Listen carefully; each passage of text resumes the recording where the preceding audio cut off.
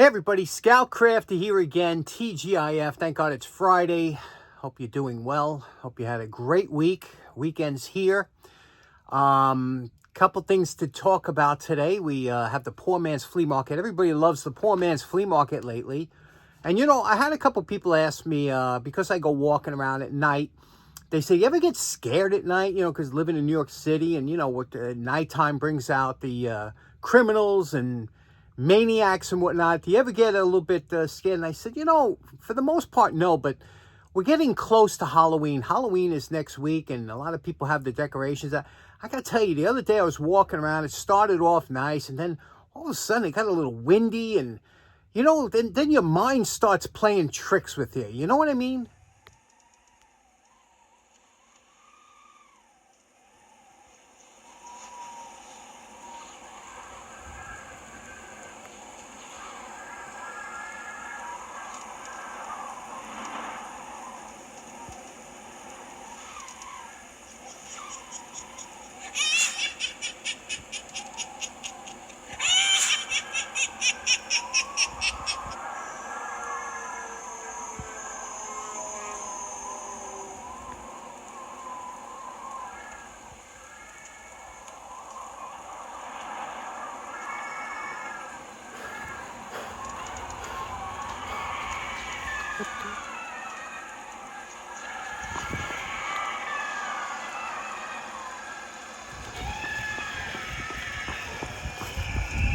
So needless to say, I didn't get too much that night as far as poor man's flea market. But the next night was, the conditions were a little bit better. I was feeling a little better, wasn't so spooked out. Let me show you what I saw the next night. Okay, first off, I saw this nice book stand. Now, I don't know if that's for a Bible or something, maybe you put in your house, but I was intrigued by the ornate carving and lathe turning. You could see through the center of it. I thought that was cool. I can't tell you how many coolers I find. There must be dozens. They use it one time, I think, and they throw them away. Another foosball table. This one here is a little bit smaller. Good tabletop size. Again, missing the foosballs. Again, a cheap lamp. This is a indoor scaffolding. They come in real handy. Here's a lamp from the late 50s or 60s. And this one here, you could tell what I tell you whenever you find a lamp with a working bulb. This one here has an incandescent bulb. You know that thing still works. Probably hard to get parts for, but I guarantee it still works. And look at this nice fan. Huh? Look at the size of that motor. So good stuff. Next up, before I show you the last item that I got, which I think you'll really enjoy, I took a lot of art classes in high school and whatnot. I kind of wasted some time, but it was enjoyable to me. I like art. And I had this one, a nun, Sister Eigenbauer. She was great. And she really broke down a lot of different art, you know, to make us understand and whatnot, you know, impressionistic art and how to look at art and how it should make you feel. And, you know, because for the most of us, you know, we all like what we like, you know.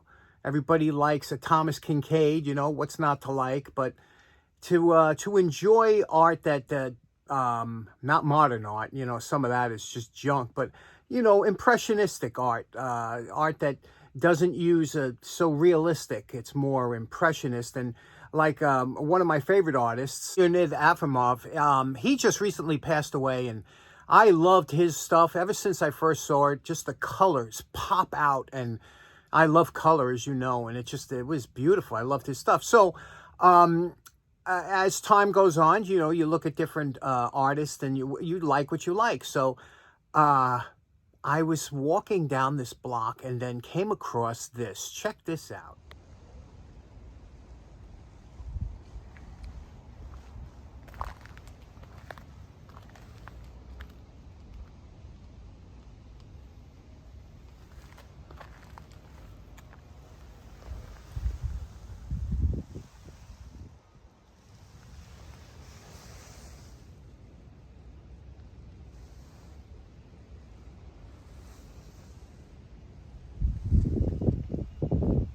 Hello, boys.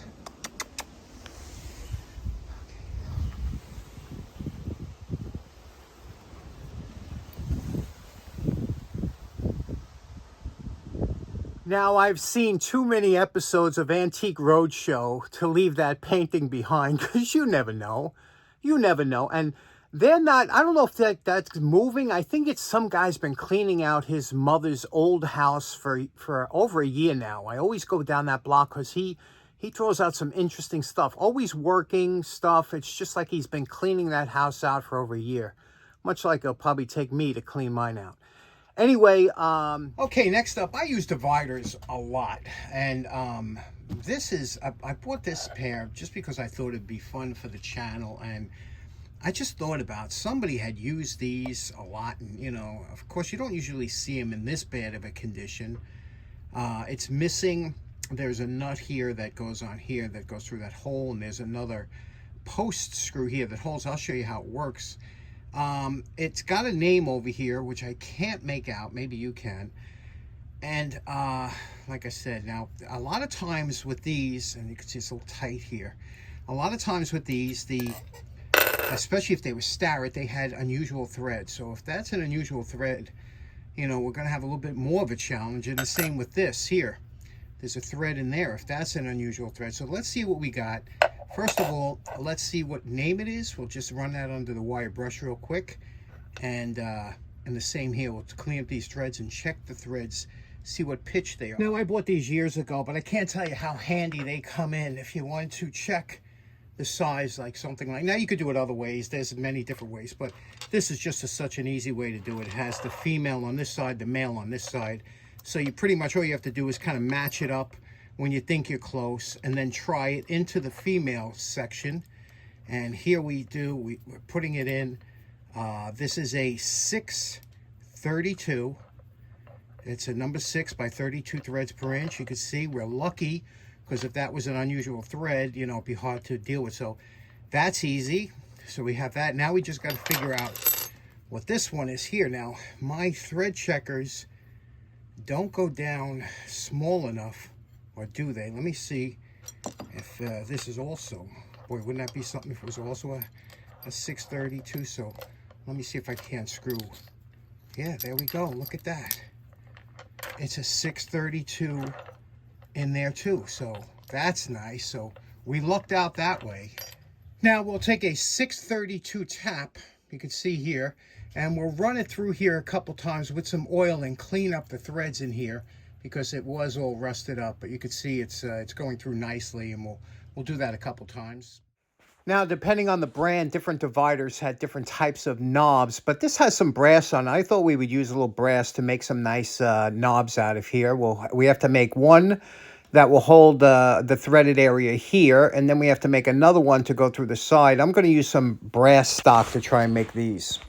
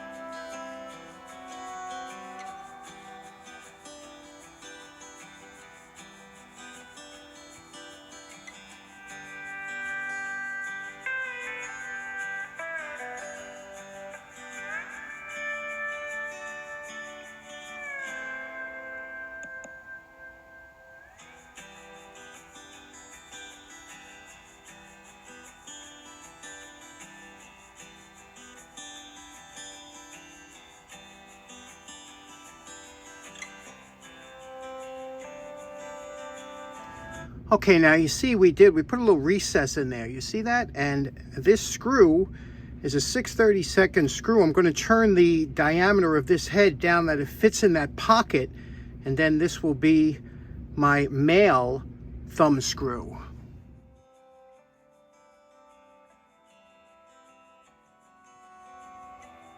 Okay, here's the first turn screw or thumb screw we made. That'll just hold that on there. That's a fine adjustment. You could screw this to bring this in close to that spring. Now this here, to lock it back and forth, that's what we did with this one here. You see here? See that made that little pocket in there? Now what we'll do, and that's threaded in there.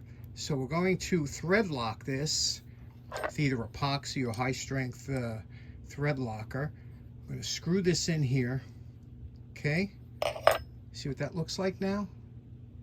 Very nice, right? Now that screw will seat. You can't have it too long because you don't want to see the screw sticking out. So this goes into the 6/32 hole here, and we'll tighten this down, and then that will lock against. Here we go. Now that will lock against. Now once it's thread locked in, this will be seated against the bottom here, and you can see that won't move.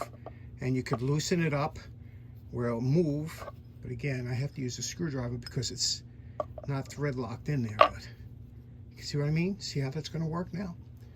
And now we can work on the appearance. Okay, now that we finished the hardware, now we do the cleanup. Now you can see here there's some kind of wiggly bends here, and there's a good amount of pitting on these tips, okay? Now, if I take this down, it could be too thin. What I'm going to do is I'm going to cut off a good section of this tip and regrind it, because the only difference in length of these is how much work, if you want to separate them. That's why they call them wing dividers, how much you want to spread them apart. I never usually will go that far apart. I have larger dividers if I needed to. So I want this for something I could use on the lathe, something close up. So I'm going to cut this instead of trying to save it and get it real thin, because you want these pretty stout, and I'll show you why later. We're going to cut a good amount of that off of there and then regrind it.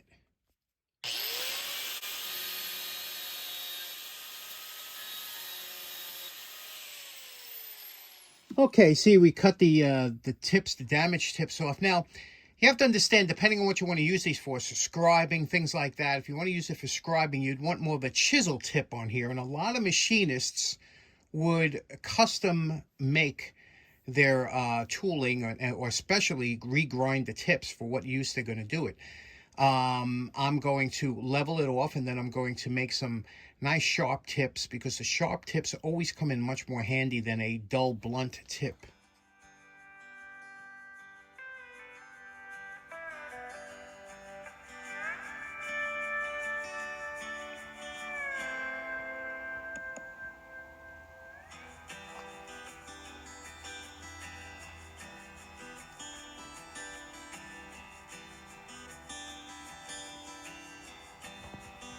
Now, you know my favorite part. Remember what these wing dividers look like before we started.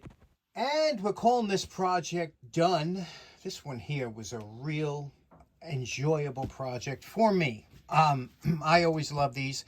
I was able to do some research I found from the maker's mark here, which we're able to keep most of it. It's William Johnson, and that was out of Newark, New Jersey. And you could see here what we did here. We added some brass accents. I just think that looks so nice, doesn't it? I redid this one here. The barrel type I didn't like, so I redid this one. I just made it like that. And you could see here how this is a fine adjust, okay? So what you would do is you would take you would lock it down. If you wanted to fine adjust, you would bring this in and out. Or, you can do it like this, back and forth. But this would be a fine adjust because you're working with the threads here. So that would bring it in and out. That's what it's used for. Like I said, I never liked the thumb wheel on here, the thumb screw. It just stood too proud of the calipers or dividers rather. And what happens is when you were trying to hold them, because a lot of times you use these in your hand like this. They fit in your hand, and you're measuring one part to another. Also, sometimes you wanted to, divide, go see how many spaces you can go from one, walk it along, walking it. There's a whole bunch of ways you could scribe with these, you could, scribe a half circle or a quarter circle, whatever you have to do. A ton of uses with these. Let's take a look at what we did here as far as the, I could have gone all the way down below the pitting, but these were in real bad shape. So some of the pitting had to stay. But it's just a beautiful, and the grind, I did the grind up really nice, right? Where the transition, you'd never know that we cut off, about 3/4 of an inch off the bottom. This is a perfect size for me. again, because here, and again, you see how wide they open. I don't do anything where I kind of need that kind of width. So this is just fine for me. And this thumb screw works so good. The one we made, I JB welded that in there. In fact, here is the dried JB weld from that little batch that I made. So that's all, that screw is JB welded into there, so that'll never come out. Just really nice, isn't it? I love this thing. I'll tell you, a nice pair of wing dividers. There is nothing like it. It is one of the most fantastic, fun tools to use in the shop. Anyway, what do you think of the painting? Let me know. Do you like it? Do you think it's decent? It is oil. It's not a print. It is oil. It is canvas. There is a gallery mark on the side. It was bought at a gallery. I don't know when, but it's pretty old. Anyway, let me know what you think. Let me know what you think of the wing dividers, if you like them. And hope you enjoy the rest of your weekend. Thanks very much for tuning in. Take care now. Bye-bye.